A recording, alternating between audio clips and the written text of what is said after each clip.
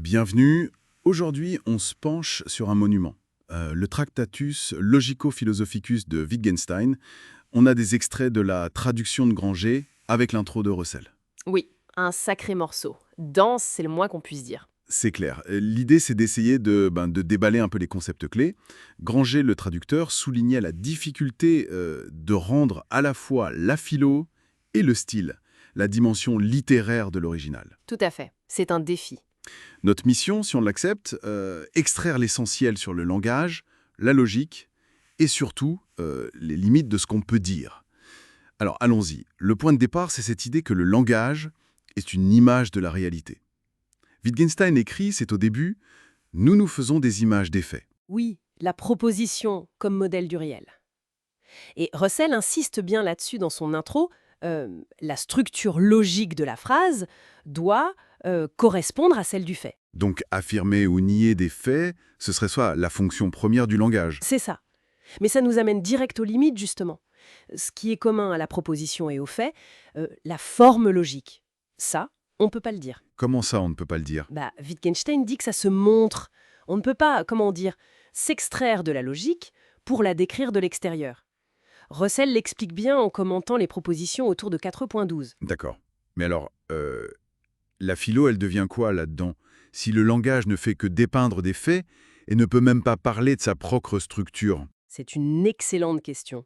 Pour le Wittgenstein du Tractatus, la philosophie, ce n'est pas une doctrine, pas une science qui accumule des vérités. C'est une activité. Une activité. Oui, une activité de clarification logique de la pensée.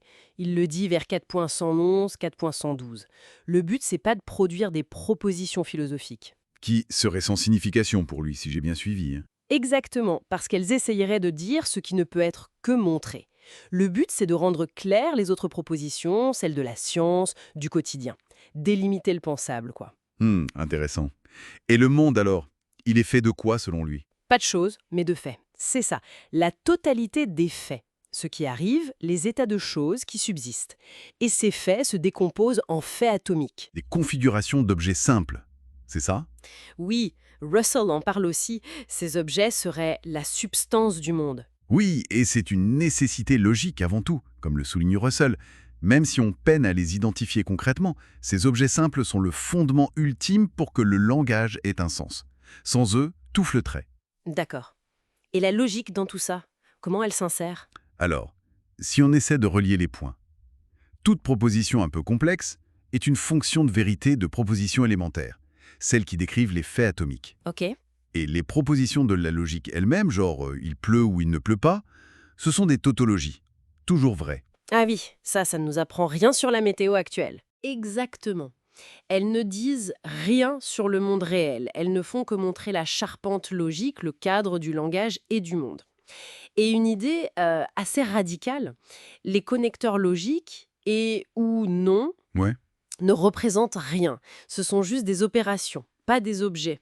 La logique, c'est l'échafaudage, mais un échafaudage vide. D'accord, c'est puissant comme idée. Mais alors, si le langage décrit que des faits contingents, et que la logique est formelle, vide, qu'est-ce qu'on fait?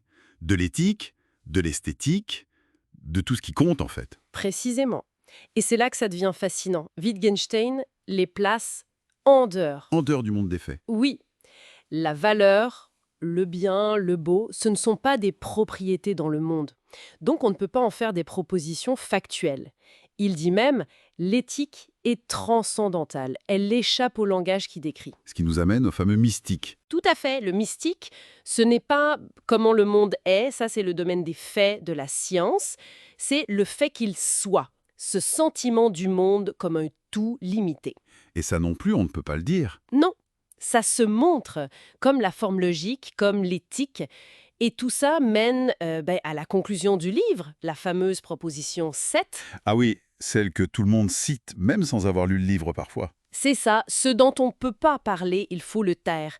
Souvent interprété de travers, mais dans le contexte, ça veut dire, voilà la limite du langage sensé, la limite de ce que la philosophie peut faire en tant qu'activité de clarification. Alors, si on résume cette plongée, le Tractatus, via ses extraits, nous montre un langage qui peint logiquement les faits du monde, mais qui bute sur ses propres limites. La philo clarifie, la logique montre sa structure vide, et l'essentiel, l'éthique, Le sens, le mystique, est au-delà des mots. C'est une bonne synthèse, oui. Et ça laisse avec une question un peu provocante, peut-être? Je vous écoute. Si le langage ne peut dire que les faits contingents et les formes logiques, comment on fait pour appréhender, et surtout pour partager, tout ce qui, dans l'expérience humaine, l'art, l'amour, le spirituel, semble échapper à cette logique des faits? Qu'est-ce que cette limite nous apprend sur la nature même de ces expériences indicibles? Vaste question. Ça laisse matière à réflexion. À bientôt dans le silence ou le bruit, comme chantait Bachung.